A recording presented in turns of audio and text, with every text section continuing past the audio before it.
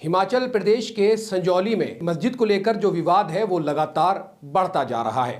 दो समुदायों के बीच आपस में जो लड़ाई हुई थी उसमें जो मामला हुआ था उसने जो रुख कर लिया है वो मस्जिद की तरफ कर लिया है। मस्जिद के बाहर बैठकर हनुमान चालीसा पढ़ी गई, उसका विरोध हुआ। जब मुसलमानों की मस्जिद होती है जहां इबादत की जाती है, जब वो एक फ्लोर तक होती है और पब्लिक जब बढ़ती है तो उसके फ्लोर बढ़ाए जाते हैं। वो मस्जिद अभी तक 3 या 4 लेंटर की मस्जिद है जिसको लगातार लेकर ये बात हो रही है कि मस्जिद जो है ये अवैध है।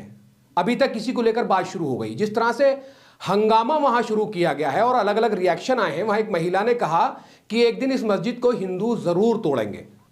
तो राहुल गांधी, उनसे एक ये सवाल है कि मोहब्बत की जो दुकान है वो पूरे हिंदुस्तान के लिए है या फिर किसी पर्टिकुलर जगह के लिए है। सवाल यहां यही खड़ा होता है कि कांग्रेस का जो हिमाचल प्रदेश का मुख्यमंत्री है वो कौन है? सुखविंदर सुक्खू वो किसके मुख्यमंत्री हैं? बीजेपी के मुख्यमंत्री हैं या फिर कांग्रेस के मुख्यमंत्री हैं? इस मोहब्बत की दुकान में मुसलमानों के लिए कौन सा सामान है? आखिर क्यों कोई इसका जो है वो जवाब नहीं दे रहा है? लगातार इसके विरोध को लेकर वहां चीजें चल रही हैं। आज जुमे का दिन है, वहां सुरक्षा है या नहीं है, क्या कुछ होगा ये तो आगे पता चलेगा। असदुद्दीन ओवैसी, जिनको बीजेपी की बी टीम बहुत आसानी से कह दिया जाता है, उनके बारे में कहा जाता है कि बीजेपी की बी टीम है। फिर ए टीम कौन है? ए टीम कांग्रेस है।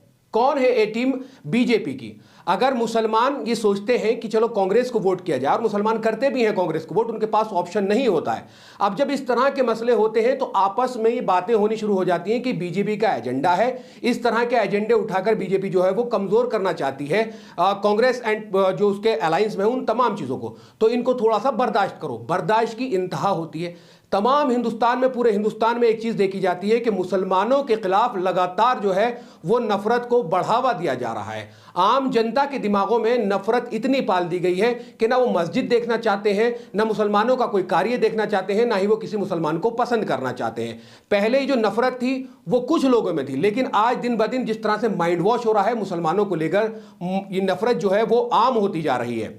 हिमाचल प्रदेश के इस मसले को लेकर AIMIM के प्रेसिडेंट असदुद्दीन ओवैसी साहब ने क्या कुछ ट्वीट किया है वो मैं आपको पढ़ के सुनाता हूं। उन्होंने भी यही सवाल किया है कि आखिर हिमाचल प्रदेश में किसकी सरकार है, कांग्रेस या फिर बीजेपी की?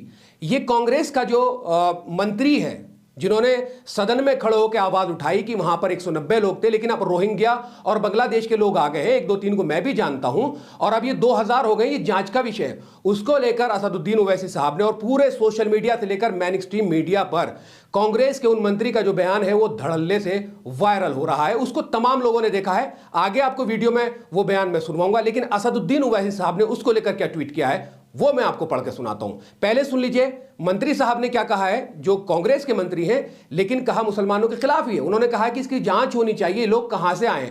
आपस की लड़ाई को रोहिंग्या मुसलमान या बांग्लादेशी मुसलमान बताकर किसी भी आग को आग में घी डालने का काम उन्होंने लगभग कर दिया है। और ये जो तनातनी का माहौल हिमाचल प्रदेश में मस्जिद को लेकर हो रहा है, इसके पीछे की सबसे बड़ी वजह यह भी है। आइए मैं आपको पहले वो वीडियो दिखाता हूं, ये वीडियो सुनिए और इसके बाद सुनाता हूं कि असदुद्दीन ओवैसी साहब ने एक्स पे क्या पोस्ट की है मंत्री जी को लेकर।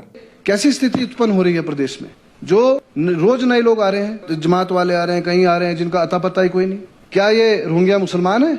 मैं खुद अध्यक्ष महोदय 1-2 जनों को जानता हूं जो बांग्लादेश से आए हैं, उसकी वेरिफिकेशन होनी चाहिए। मैं इस सदन में आपके माध्यम से मुख्यमंत्री महोदय को बोला। अभी इस स्थिति में 190 का उल्लेख किया गया यहाँ पे, 190 लोग हैं जो रजिस्टर्ड है।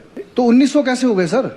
आप किसी भी बाजार में चले जाइए, चाहे संजौली बाजार चले जाइए, चाहे ढली चले जाइए, कसुमटी चले जाइए, लक्कड़ बाजार चले जाइए, सर जगह जगह पे लोगों के चलने की जगह नहीं है। मैं आपसे मांग करता हूं कि इसको जो हटाया जाए, 190 लोगों की वेरिफिकेशन करी जाए। तो आपने ये वीडियो देख लिया है। जो कांग्रेस के मंत्री हैं सदन में खड़े होकर बहुत शांतिपूर्वक वो ये बात कह रहे हैं कि महोदय यहाँ रोहिंग्या मुसलमान या बांग्लादेशी मुसलमान जो घुसपैठी है उनकी जांच होनी चाहिए। ओवरऑल आपने वो वीडियो सुन ली है।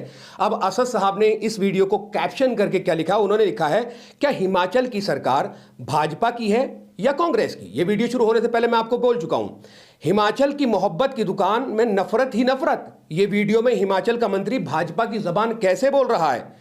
हिमाचल के संजौली में मस्जिद बनाई जा रही है, उसके निर्माण को लेकर कोर्ट में केस चल रहा है। संघियों के एक झुंड ने मस्जिद को तोड़ने की मांग की है। मैं वीडियो नहीं दिखा सकता उस महिला की जिसमें वो कह रही है कि एक दिन मस्जिद हिंदू जरूर तोड़ेगा। और इन्होंने आगे कहा कि संघियों के सम्मान में कांग्रेस मैदान में भारत के नागरिक मुल्क के किसी भी हिस्से में रह सकते हैं, उन्हें रोहिंग्या और बाहरी बुलाना देश विरोधी है। प्रेमचंद से क्षमा चाहता हूं, लेकिन सांप्रदायिकता को खुलकर आने में लज्जा आती है, इसलिए वो कांग्रेस का शॉल ओढ़कर आती है। अब जिस तरह से लगातार इस पूरे विरोध में खुले तौर पे स्पष्ट तौर पर नारे लगाए जा रहे हैं, मुल्ले नहीं चाहिए, मुल्ले काटे जाएंगे, मुल्ले ये कर दिए जाएंगे, मुल्ले वो कर दिए जाएंगे, तो मैं सिर्फ इतनी बात पूछना चाहता हूं कि जहां बीजेपी की गवर्नमेंट है वहां तो सिर्फ एक एजेंडा सेट कर दिया जाता है कि चलो बीजेपी मुसलमानों के खिलाफ है, लेकिन मोहब्बत की दुकान खोले बैठे 3500 किलोमीटर पैदल चलने के बाद राहुल गांधी जो इतनी शफकत और मोहब्बत मुसलमानों के लिए दिखाते हैं, क्यों आखिर आवाज नहीं उठा रहे हैं? क्यों हिमाचल प्रदेश में इस बात को नहीं पूछा जा रहा है कि खुले मंच से आप कैसे कह सकते हैं कि मुल्ले काटे जाएंगे? ये छोटा वर्ड नहीं है, ये बहुत बड़ा वर्ड है। मुल्ले नहीं चाहिए, कौन पूरे हिंदुस्तान में मुल्ले हैं? कहां है मुल्ले? अब ये इस तरह की जो लगातार बातें हो रही हैं, इस तरह के जो अल्फाज बयान हो रही है, इनके खिलाफ कौन एक्शन लेगा और कौन कार्रवाई करेगा?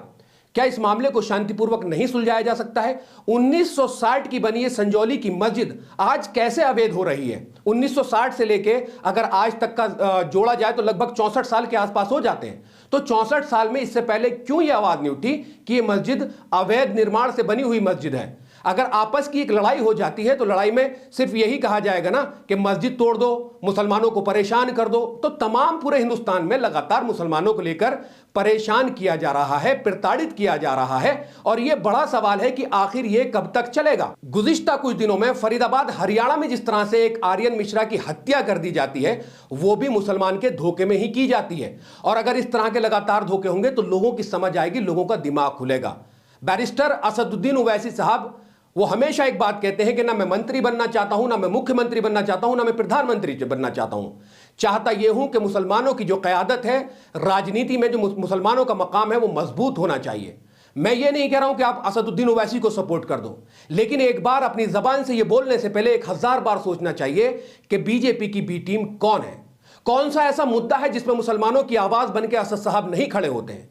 हर तमाम मुद्दे पे, सीए का मुद्दा हो, एनआरसी का मुद्दा हो, ज्ञानवापी का मुद्दा हो, कहीं मुसलमान के साथ लिंचिंग हो रही हो, हर जगह असदुद्दीन ओवैसी साहब मुसलमानों की आवाज बन के खड़े होते हैं। लेकिन एंड में उनको मिलता क्या है? उनको सिर्फ एक ही जवाब सुनने को मिलता है कि वो बीजेपी की बी टीम है। और हम मुसलमान जितने भी वोटर्स होते हैं उनको सिर्फ एक चीज चलती है कि India alliance, Congress, Samajwadi party, BSP, इनको वोट दो, यही हमारा संरक्षण करेंगे। लेकिन जब इतना बड़ा मुद्दा हो जाता है, मुसलमानों के हकूक की बात होती है, मुसलमानों के जितने भी मसले मसाइल की बात होती है, तो ये लोग क्यों खुले मन से नहीं आते? आखिर वो जो XYZ सेकुलरिज्म होता है वो कहां चला जाता है? क्यों राहुल गांधी की मोहब्बत की दुकान बंद हो जाती है? मुसलमानों का नाम आते ही एक जो मेजॉरिटी है, माइनॉरिटी के सामने पता है कि बहुत सारे जो वोटर हैं वो मेजॉरिटी से आते हैं, तो उन वोटों को पाने के लिए हर आदमी के मुंह पे ताला लग जाता है। ये एक राजनीतिक स्टंट होता है जिसमें वोटों को भुनाने की जो है वो लगातार कोशिश की जाती है। मेरा मानना किसी को क्लैरिफाई करने का नहीं है या किसी को जस्टिफाई करने का नहीं है, ना मैं ये कह सकता हूं कि असदुद्दीन ओवैसी साहब ए टीम है या बी टीम है, लेकिन 1000 इंटरव्यू में असद साहब खुद इस बात को स्पष्ट कर चुके हैं कि कोई एक आदमी साबित करके दिखा दे कि वो बीजेपी की बी टीम है। मैं ये सोचता हूं पर्सनली कि असदुद्दीन ओवैसी जो है वो मुसलमानों के हर मसले पे बोलते हैं, हर मुद्दे पे बोलते हैं। मुसलमानों नहीं, दलित, कुचले, जो आदिवासी, तमाम लोगों, उन जो कमजोर लोग हैं, उन तमाम लोगों का मुद्दा उठाते हैं।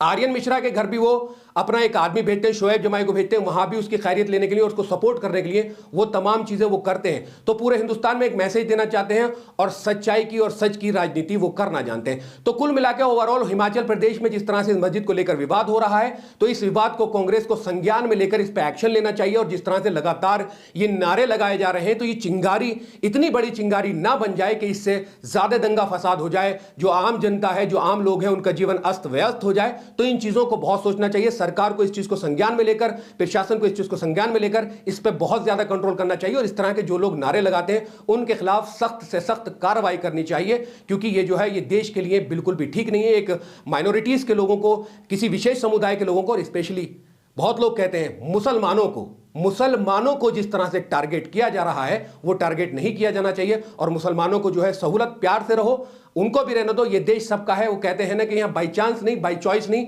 बाई चांस नहीं, ये हमारा हिंदुस्तान है, हमने इसको कबूल किया है और हम यहाँ रहना चाहते हैं। हम इसके लिए जान देने से बहुत सारे ऐसे मतले होते हैं। पूरे हिंदुस्तान में मुसलमान अपने देश से मोहब्बत करता है और वो उसकी मोहब्बत जब वक्त पड़ता है वो दिखा भी देता है। तो एक छोटी सी वीडियो थी जो मंजौली में लगातार हिमाचल प्रदेश में मस्जिद को लेकर विरोध हो रहा है, बाहर पूरा तूफानी बदतमीजी की जा रही है और एक विशेष समुदाय के और दूसरे समुदाय के बीच जो लड़ाई हो गई थी, रॉड मार दी थी, खून निकल आया था, उसी को लेकर यह पूरा मसला हो गया था। और इसमें आग में घी डालने का काम कांग्रेस के इन मंत्री साहब ने कर दिया, जिसकी मैंने आपको वीडियो दिखाई। अगर आपको ये वीडियो पसंद आई है तो वीडियो को लाइक कर दें, वीडियो को शेयर कर दें और वीडियो पे कमेंट्स करना बिल्कुल ना भूलें। इस वीडियो में सिर्फ इतना ही। इंशाल्लाह फिर मुलाकात होगी। अल्लाह हाफिज।